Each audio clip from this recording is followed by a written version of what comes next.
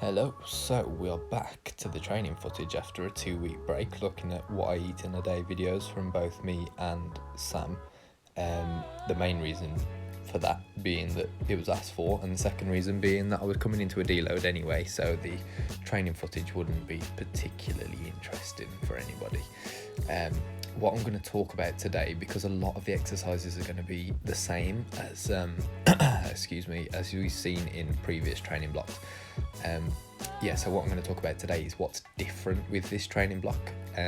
So the first thing that's different is this. So I was very kindly loaned a bench and a 40 kg adjustable dumbbell, so I'm going to try and make as much use of that as I can, without just making the rookie mistake of scrapping all of my training and starting again with some new equipment. So one thing I am doing is replacing the weighted press-ups with a one-arm bench press. So the main reason for this, aside from obviously having the new equipment, is that it was becoming quite difficult to do those weighted press-ups. I'd got to a stage where I couldn't really fit any more weight in the backpack I was using, and I don't really want to use another one because I'd already damaged the one I was using, so it was becoming unpractical.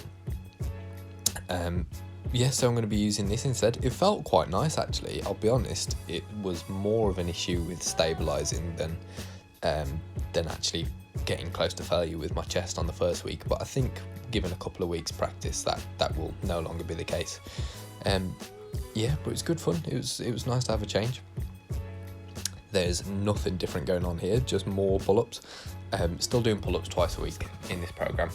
One day weighted, and one day I'm really trying to exaggerate that pause at the bottom. I get a really good stretch in my lats, and I feel like I connect with my back a little bit better when I do it like this.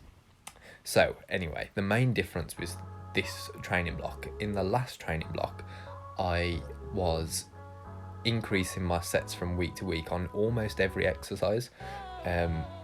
It's a tactic that I've used in the past just to try and increase the volume, so you start quite low and you build up quite aggressively over a 3-week block. This was.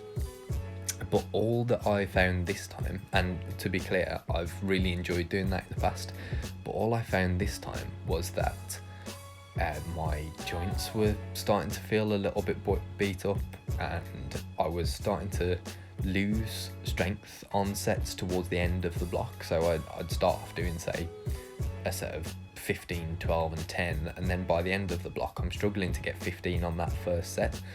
So presumably I'm just building up fatigue too quickly, which is not very useful. So what I'm doing instead is keeping my sets for most exercises the same. I'll probably increase the sets on carbs over the week because I feel like they can take a lot of volume, and maybe things like lateral raises might get an increase through the block, but mostly things are going to stay the same. So I'm looking at between 12 and 15 sets per body part over 5 sessions, still doing 3 upper body sessions and 2 lower body sessions.